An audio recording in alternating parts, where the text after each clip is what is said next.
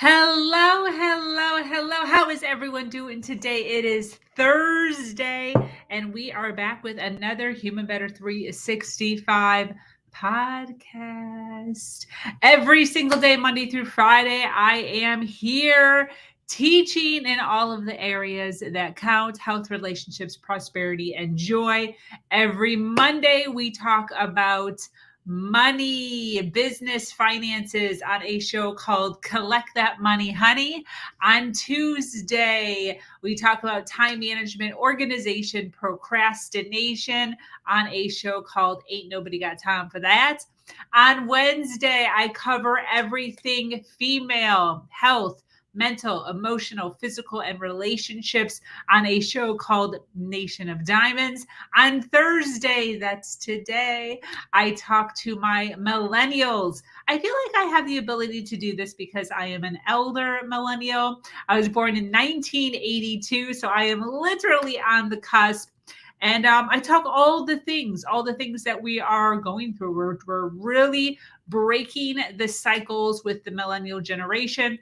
I know that it has a lot of misconceptions, but I do believe that our generation is the generation that is starting to wake up, and we are doing our best to teach. So I am here in that arena today. And then Friday, I come on every Friday to speak to my sober community.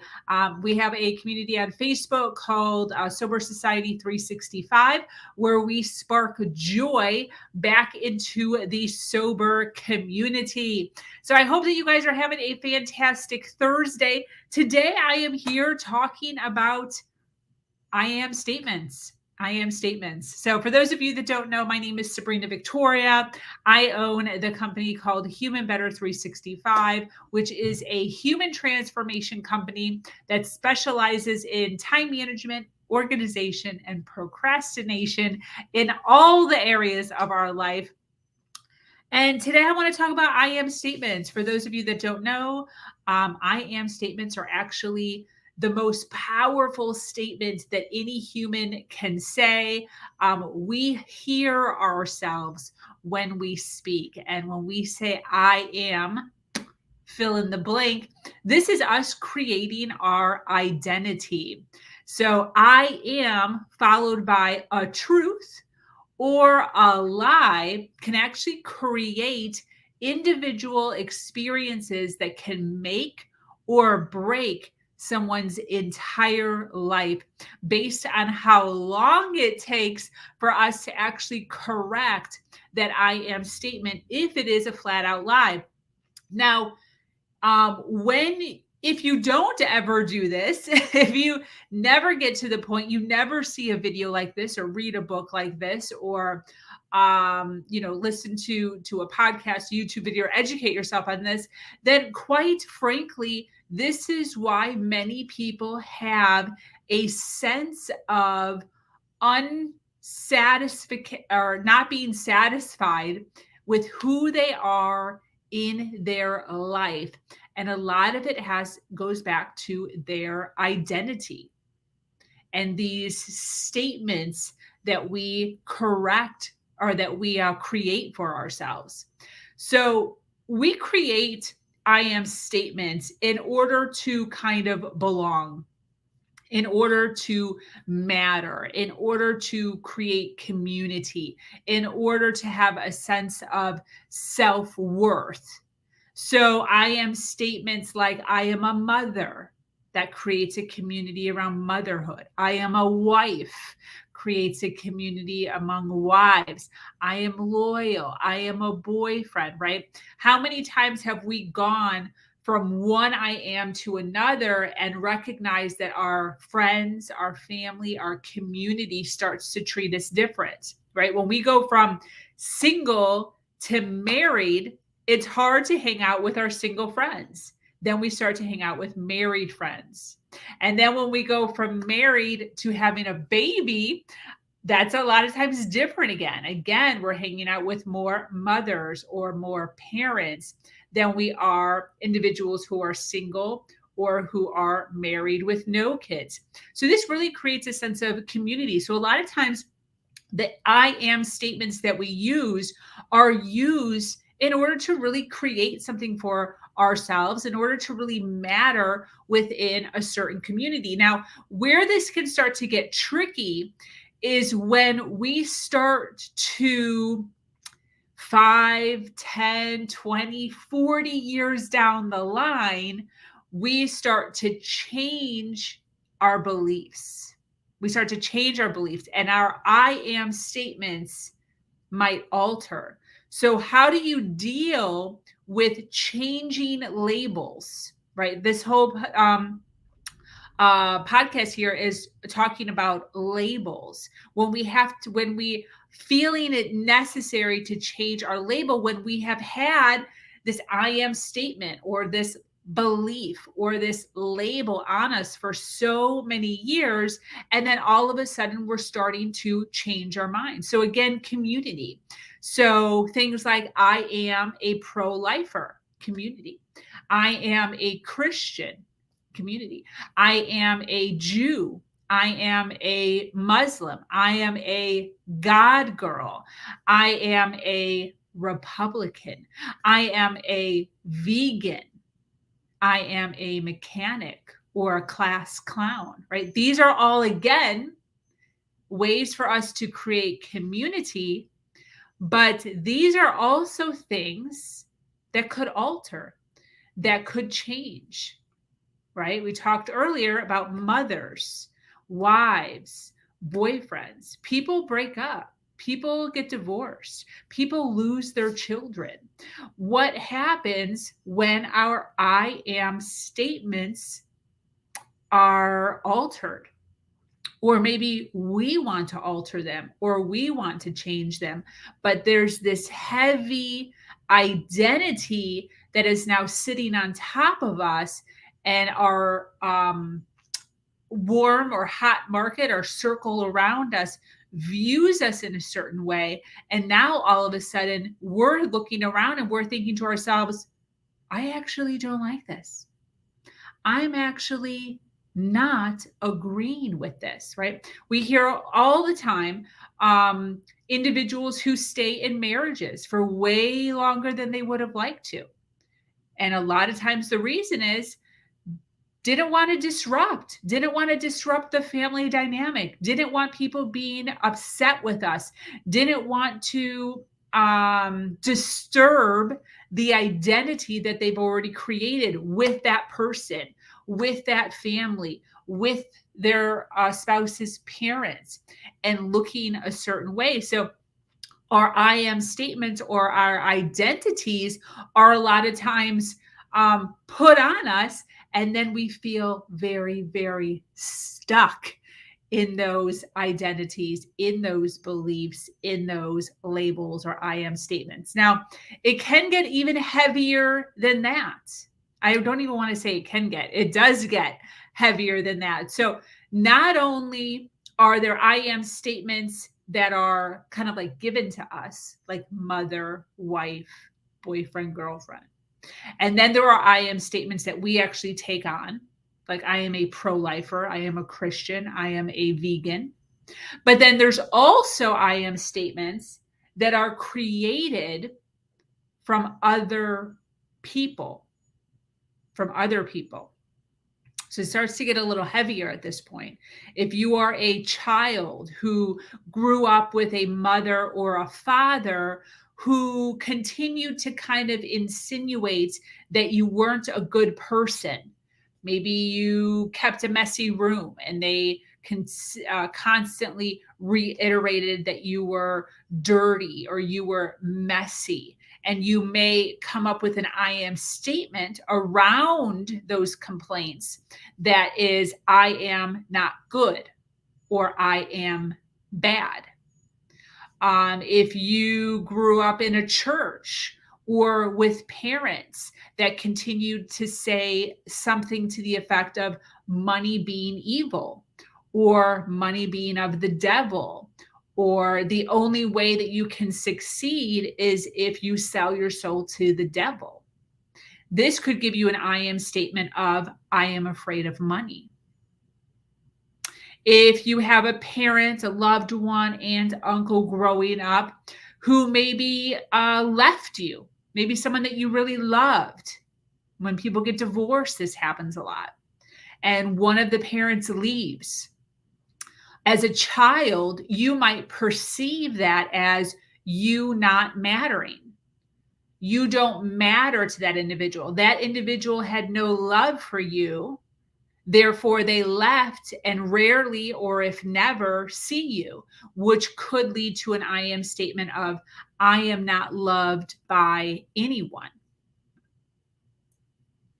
You might have a, growing up, you might have had a fail with chores, with a test, and parents, teachers may have labeled it as a failure. You failed at doing that chore correctly, or you failed at doing that test correctly. And this might give you an I am statement of, I am a failure. A boyfriend or girlfriend might make you feel as if you're not worthy by ignoring your feelings. Something really upsets you, they might ignore you or disregard things that you're saying. And this may give you a feeling of, I am worthless.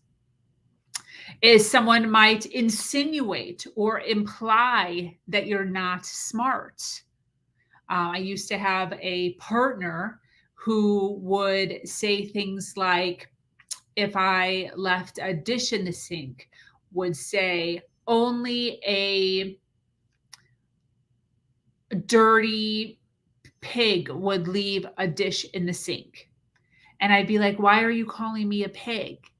And he'd be like, I'm not calling you a pig. I said, only a pig, a dirty pig would leave a dish in the sink. And I'm like, well, I left a dish in the sink. Therefore, you are calling me a dirty pig. And he'd be like, I'm not calling you a dirty pig. I'm just saying that whoever left this dirty, and it would go around in a circle. And I then took that as him insinuating or saying that I was dirty, or I was dumb, or I was not smart, even though he never said it. So a lot of these I am statements aren't necessarily put on us because somebody is actually to our face saying you aren't smart. But a lot of times the way that we perceive the situations that we are in could give us an I am statement, or could have us create an I am statement of, I am not smart, or I am dumb. So none of these original statements that I'm saying here are actually true, right? If somebody insinuates that you're not a good person, if somebody insinuates that money is evil, if you fail at a test, right? It doesn't mean that you're a failure. It just means you didn't do so good on that test. But what happens is these things happen. We get these original statements either said to us directly or the way that we're perceiving them as sounding. And then we label it. And we put that label on ourselves as our identity of who we are. So I am not smart. I am afraid of money. I am not loved by anybody. And these things only become true if you make them an I am statement. So all of these adventures and experiences and journeys and things being said to us and things that we are doing can all create an I am statement, can all become identities, but they only become true to you if you decide to make them into an I am statement. So something could happen to you in your life. And at that point, you have a decision on whether or not to make that part of your story. So if you fail a test, you can look at that test and you can say, oh, that sucks. I failed that test. I'll try better next time. Or I didn't study. Or you can look at that test and you can make that mean something. And you can put a label on yourself that says, I am a failure. So there's always this choice that we have on how we are deciding to perceive the experiences or the journeys or the things people do or say to us. as I am statements, but it is ultimately our decision on whether or not we are going to, first of all, create that I am statement. And then second of all, let it actually identify us. So why do people do this? It's kind of when we really break it down like that, it's like, yeah, I failed the test. Why would I allow that to mean that I am a failure? Who would do that? Why would we do that? Why am I doing this? And this is why. So when something happens to us, for instance, we touch a hot stove. Touch the hot stove. The stove is hot. We burn our hand. Our mind right away recognizes stove equals hot. Or we touch or pet a dog and a dog bites us. And then we right away recognize dog equals bite. Now, the reason that this happens is because we as humans are made to self-preserve, to save ourselves, to not get hurt. So the only way to make sure that we don't repeat the same thing over and over again is for us to unconsciously remember certain things so that we don't do them over and over and over again. So a lot of times we take on labels. So the label of a stove is hot would be equivalent to like an I am statement, right? Stove is hot. I am hot. Stove is hot. The difference is a stove is an object. So all stoves, when they're on, are hot. All of them, doesn't matter. If it's on, it's hot. Now, if you're talking about a person or people, or you're talking about domestic animals, all people, all domestic animals have different personalities. So some people might be mean and some might be nice. Some animals might be mean and some animals might be nice, because each person has its own personality. Each domestic animal has its own personality. So what we really need to recognize is that each moment, each person, and each situation in life is different. It's absolutely different. So our I am statements that we create for ourselves are called generalizations. So our mind automatically makes generalizations in order to make it easier for us to be able to move around the earth, so that we know what we can do and we know what we can't do, so that we can drop some things and concentrate and focus on other things. So if we make an I am statement of failing on a test, I am a failure, that then, like, in the most simplest form, allows us to be able to just say, I am a failure, stop trying in school, and let's focus on something else. Same with getting bit by a dog. Instead of worrying about finding the dogs that are or aren't nice, it's just easier for our brains to generalize that all dogs are bite, so that we don't have to worry about looking at dogs or touching dogs or being friends with dogs. We can just focus on something else. It makes it a lot easier for our brains to be able to kind of have a safe zone of what is safe to do and say and be, and what is not safe to say, do, or be. Does that make sense to you guys? So it's generalizations that are actually used to protect us, and they're used to protect us in a wide variety of ways, so that we don't fall into the same exact scenario again. If I am a failure, why would I continue to hurt myself mentally and emotionally by continuing in school, continuing to take tests? Because every single time I see failure written across my piece of paper, it hurts my feelings. It hurts my emotions. It makes me feel worse about myself. So your mind doesn't understand, hey, I need to succeed at school in order to continue to move forward. All your body knows is seeing that F on that test did not feel good. Thus, let's not do that anymore. Right? Same with the dog. Getting that dog bite did not feel good. Thus, let's not touch dogs anymore. This happens a lot with people with like tattoos, for instance. We're told in society, we're told on movies, on shows, many times that people with tattoos are usually mean and they're scary and they're bad or they're drug dealers. This is stuff that our body recognizes, realizes. So then when we see people with tattoos on the street, we automatically associate that with somebody who's bad or mean or a drug dealer or a thief. So our body right away recognizes that and says, oh, stay away from that person. Let's focus over here. And that goes with all kinds of things. So we, as we're going along in our journey, our bodies are automatically creating these beliefs, creating these I am statements. I am afraid of people with tattoos. I am timid of, or whatever it is. So weight, height, haircuts, clothes, skin color, attributes, tattoos, mannerisms. You hear this called, I got a vibe or I got a sense. See, these are all prejudgments. And these prejudgments are created at some point throughout our life.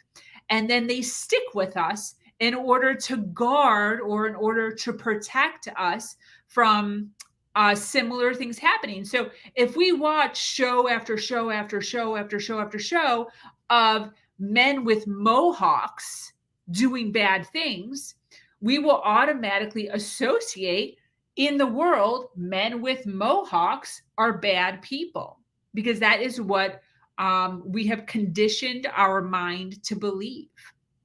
These are I am statements. I am afraid of, I am timid, I am scared of men with mohawks. So what I want you to do, recognizing your own I am statements in all varieties, when it comes to environments, when it comes to people, when it comes to ourselves, is start to recognize some of these beliefs, start to recognize some of these labels or some of these I am statements that are in your mind that could be altering the way that you are moving around in the world.